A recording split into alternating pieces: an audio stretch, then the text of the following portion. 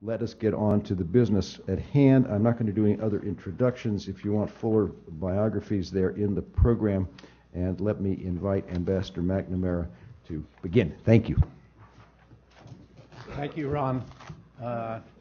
And as the chief U.S. negotiator on the landmine situation, that was a very good summary of it.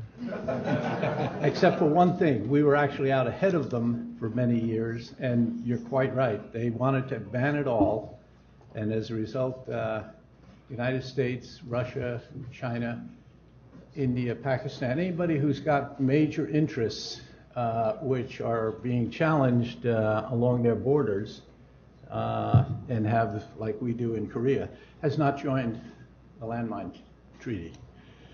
It's unfortunate it was so absolute in its prohibitions that that too many countries had to abstain from signing.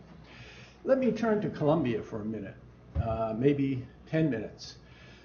And I think I might have been put first on this program in this panel because of the three countries, Colombia is probably the least well known. And so I thought it would be useful and beneficial if I were to talk about Colombia by giving some background that led to a breakdown of political order and a crisis of confidence, not only within the government and the governing parties, but within the national electorate, within the population of Colombia as a whole. It is a very serious breakdown that took place over many years.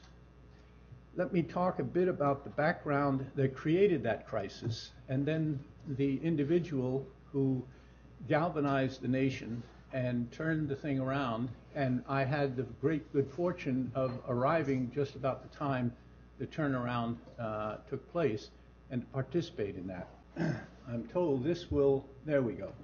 I hope you can all see, if a picture is worth 1,000 words, I should be able to finish this in 30 seconds.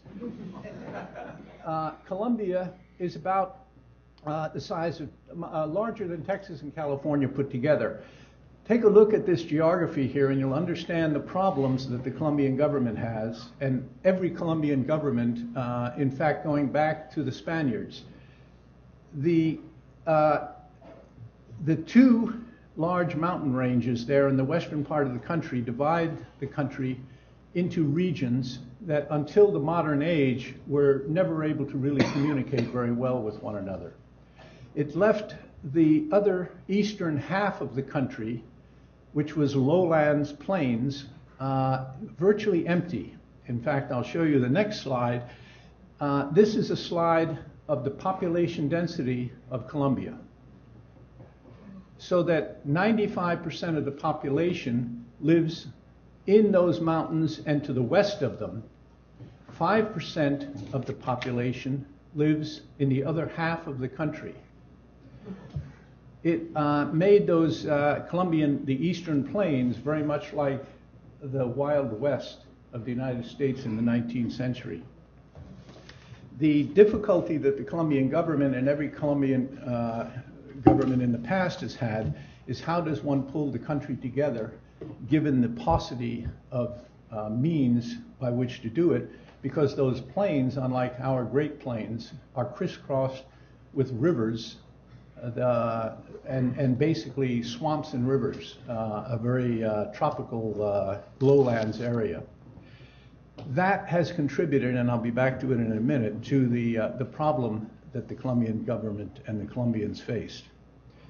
Second point here, if I can back up, is the economy. I just said that the political system was failing, and the political system was unable to effectively govern the country for a period of almost 10 years. It was a gradual decline, however.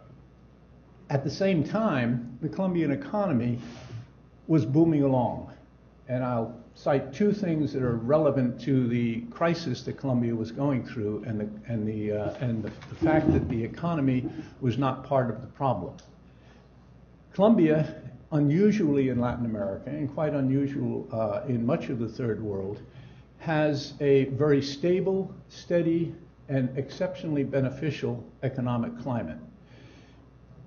For 66 years, from 1933 till the end of the century, Colombia never had negative economic growth, and over much of that period had a 4% increase in its GDP on average, year on year.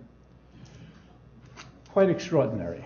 They managed their economy with superb skill, much as the exact opposite of what they do with their politics.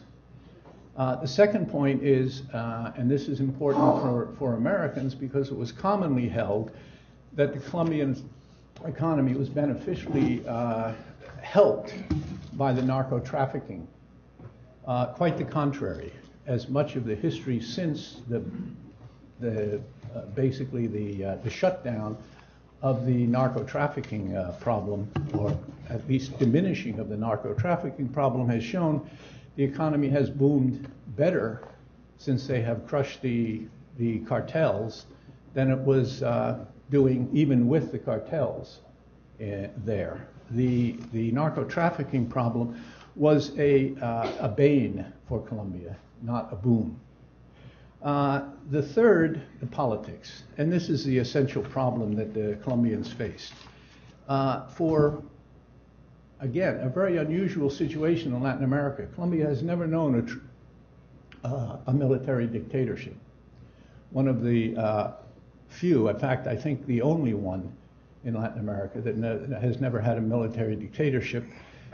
It did have a military leader for 4 years in the 1950s that was invited in by the civilians.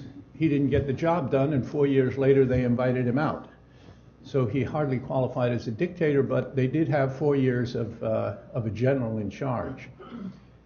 Most of the 200 years has been a democracy.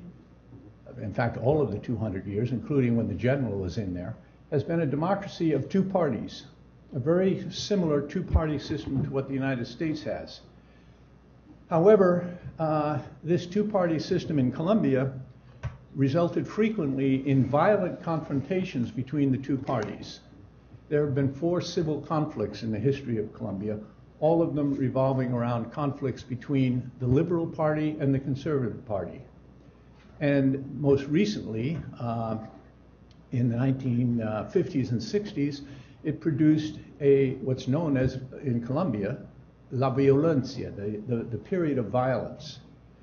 Coming out of that, the Colombians were able to stabilize the country via a government of national union, and it worked quite well until it began to fray around 1978, 1979, 1980. I arrived in 1988, and the collapse had been quite dramatic. Let me move on to the fourth point here, and this explains why the collapse. First, the low-intensity conflict was that when the violence occurred in the 50s, many of the most radical among the Liberal Party moved over to that Llanos area that I mentioned and showed here, where government had virtually no role to play. There was just a few local authorities. The army, the police were very weakly present because 95% of the country's economy, politics, and everything was practiced in the mountain areas on the western side of the country and in the valleys between those mountains. But by escaping into those llanos, into those eastern plains, they were able to be free of government interference, of government presence. And the government kept them basically wrapped up there for much of the late 1960s, the 70s, and even into the 80s. What happened in the 80s was that the narco-traffickers, Pablo Escobar from Medellin, and the cartel, which is really, the cartel is a bad word in English, it's better seen as mafia, because the word cartel in Colombia means mafia. They just borrowed an English word rather than making up or using the Italian word. The mafias in Colombia needed a place to go to process the cocaine to ship it to the US. And what better place than go to an ungoverned territory that was so huge in area that it would be almost impossible to find these small laboratories and airfields, grass strips that proliferate throughout the llanos. It's the only way to get around in the modern age. That, therefore, is the situation as I arrived in 1988, and found that basically the country was demoralized to the point where they honestly felt that they had no real capability of confronting their problems. In 1986, a rather modest gentleman by the name of Virgilio Barco became the president of Colombia. And to my mind and many other people, he's the modern day hero of Colombian resurgence. Barco decided very early on in his presidency that he needed to confront the two problems, that the more serious one was that of the guerrillas. And in 1986, after his election, he sat down, analyzed the situation, and came up with his solution, which was to reinvigorate and create a true professional military class that would be able to confront the problems that he faced. His strategic approach was to have the police handle the narcotics problem and have the military handle the problem with the guerrillas. Those two roles remained the roles throughout his presidency and up to the present day. The first part of his strategic approach was to rehabilitate the military by giving them sufficient budget and sufficient resources to get the job done, to get the best people in position. He very frequently, when one or another general didn't quite get the job done, would simply replace him with another one and warn all the others that he wanted them to get the job done, or they would also be replaced. This created a certain amount of tension within the military, but it was a kind of a dynamic tension, because at the end of his 4-year presidency, the military hierarchy and the military capabilities had increased substantially, enough to have turned the country around during that 4-year period.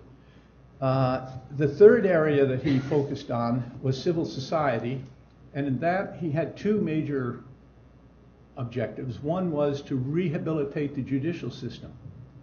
One of the things that had collapsed during this 10-year period that I mentioned was the judiciary, for two reasons. One, the amount of violence that increased on the western side of the country, where prior, during the 60s and 70s, most of the violence had been over in the eastern plains. It now had come to be violent in the area where 95% of the population lived, and he had to control that. In 1980, if I have it, 1988, 1989, and 1990, there were an average of 25,000 murders in Colombia. It was the murder capital of the world for 4 or 5 years. Surprisingly, but not really when one looks at the situation, virtually none of those murders were ever solved. Both the mass murders that occurred out particularly in the rural areas, and the bombings and the assassinations that occurred in the rural areas, not a single prosecutor was able to bring the case to conclusion. In fact, in the 3 years that I was there as ambassador, there were almost 300 prosecutors who were murdered and assassinated by the narco-traffickers to keep the judiciary from functioning properly. So that was Barco's number one civil problem. The second was to try and reduce what was referred to as the pobreza absoluta, the absolute poverty of the very poorest of Colombians. So he had a rather ambitious program, which had begun just a couple of years before I got there. He was very serious, quite serious, about getting this done And he wanted the United States to play a role in the development of his strategy. I arrived in Colombia on a Friday afternoon, late, and was told that my presentation of credentials was going to be very first thing Monday morning. This was his message to the United States that it was time to get moving, that he wanted us to do something, and he wanted us to do it with him rapidly. Ordinarily, as many people who are familiar with the presentation of credentials ceremony know that it's a ceremonial occasion. Following the ceremony, there's this little meeting with generally the chief of state and the newly arrived ambassador for what amounts to a very friendly business meeting, get to know each other, etc. I spent almost 2 hours with Barco listening as he described his strategy. And my first message back to Washington was, the man is serious. For the first time, a Colombian president has come to us with a strategy, not asked us to provide a strategy. And that was the signal to me that, that this was a different situation than we had been imagining up in Washington. So I'd now like to turn to, very quickly, the U.S. role. The U.S. role was supportive. At no time did we get out in front of Barco, which I might add was pretty difficult to do. This was a man who was absolutely determined that he was going to make a difference and that he was going to leave the presidency with the country in a better situation than when he entered it. He did that, and he did that in spades. As a result, Colombia began to make great progress against both the narcos and the guerrillas, but as I said, his first priority was in fact the guerrillas. The role of diplomacy at this point was basically to make sure that we knew what Barco wanted to do, that when we said we would do something, we would do it. And if we couldn't do it or didn't want to do it, we should say it and let him know. I fortunately had an extraordinarily good and close relationship with Barco. We had what he used to refer to as Friday sherry time, Jerez in Spanish. And every Friday it was understood that if I wanted to see the president, all I had to do was send a message, and the time, 6 p.m., was set. If he wanted to see me, he sent the message, and Friday at 6 p.m. we would meet and discuss whatever one or the other of us wanted to discuss. That continued for the 2 years that he was president that I was there. And it's the kind of relationship that ambassadors dream about. And it happened because he wanted it to happen, not because I wanted it to happen. Although I certainly did want it to happen once I realized that it could happen. So what was our role there? Essentially, he wanted several things from us. First, he knew, given the terrain of Colombia, he needed mobility for his police and his military to be able to move around in the country where transportation was difficult. And so what he did was he asked for helicopters and training of mobile forces, strike forces that could go out into the Llanos and hit the guerrillas at their home base, and strike forces that could go after the narco-traffickers, both in the Llanos and at their headquarters in Medellin and in the Magdalena Valley, which is the valley that runs down the center of Colombia between the two mountain chains. The other thing he asked for was that we had a very small judicial reform program.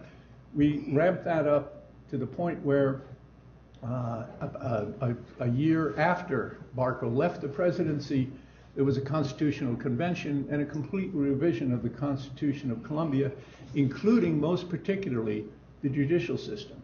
When they switched from the Napoleonic system, which they had traditionally in Colombia and throughout Latin America, to one that approximated the Anglo-American system of prosecutorial positions within the executive branch that would prosecute crimes. rather than leave it up entirely to the judiciary. We did that also. And as a result, there was an extraordinary period of 4 years, actually extending beyond my departure, in which we were able to wrap up many of these, or excuse me, to expand many of these programs and create a very substantial change in the attitude of the Colombians and the position that the Colombian government held in the eyes of the population. The turning point was actually August 18th of 1989, when a tactical success by Pablo Escobar, the head of the Medellin cartel, the Medellin mafia, tactical success of being able to assassinate the likely next president of Colombia. He was a presidential candidate at the time, and the election was to be held in 1990. They assassinated him at an election campaign rally just outside Bogota. I say it was a tactical success to emphasize the fact that it was a big strategic mistake, because at that point, Barco changed his priorities, sat down at one of those meetings over sherry to tell me that it now was his top priority to stamp out the traffickers, and that the cartels, both in Medellin, but mostly in Medellin and in Cali, were the object of his first priority, and that the guerrillas would shift into second place. The effect on Barco was dramatic.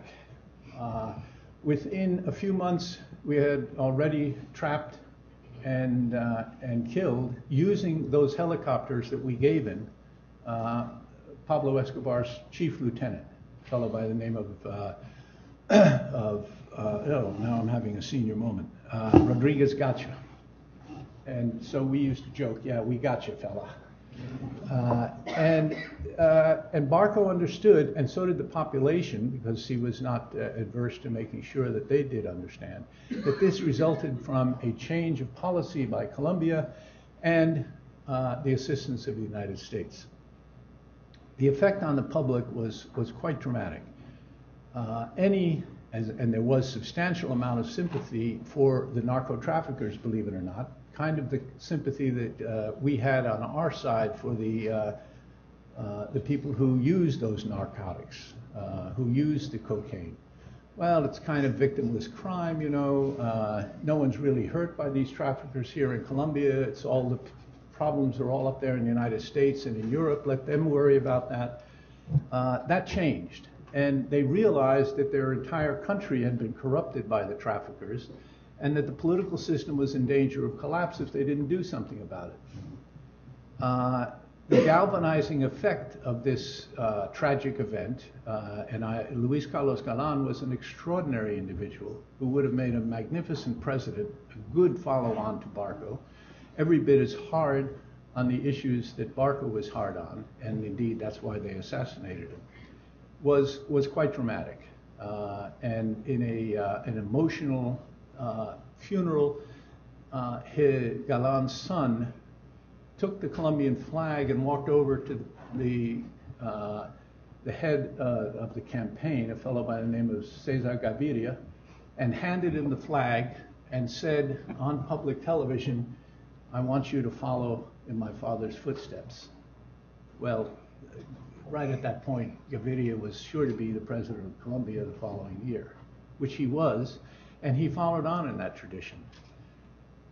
The effect on the election was equally dramatic. The Conservative Party, and I should make, let's see, let me close by saying, and in the question and answer I can talk about some of the lessons learned, but one of the dramatic things in Colombia is that the hawks are all in the Liberal Party and the doves are all in the Conservative Party.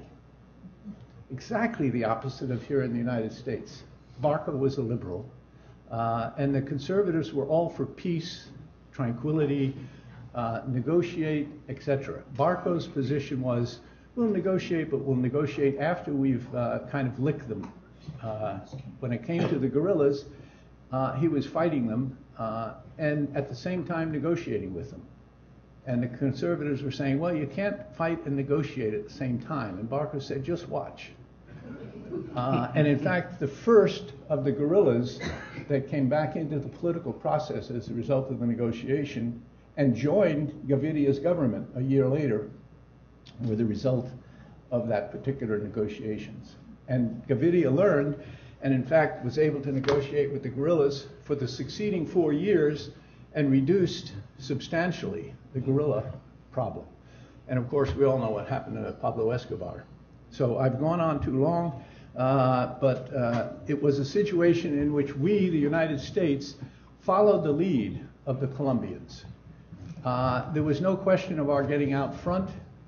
We led from behind to a certain extent, but we watched and let the Colombians, particularly Barco and Gaviria, do what they thought was best for Colombia because they knew more about the situation than anybody, including me.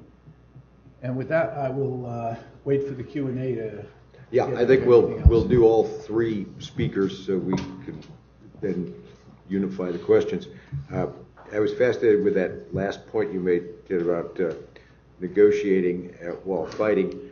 That does seem to be a recurring problem in this country of people talking about you have to stop the fighting in order to negotiate. I actually can't think of any major problem that has been solved once you stop the fighting by negotiation. In any event, I remember the late Prime Minister Rabin saying very realistically that he had to negotiate as though there were no terrorism and fight terrorism as though there were no negotiations. But it seems to be a lesson that's hard to learn.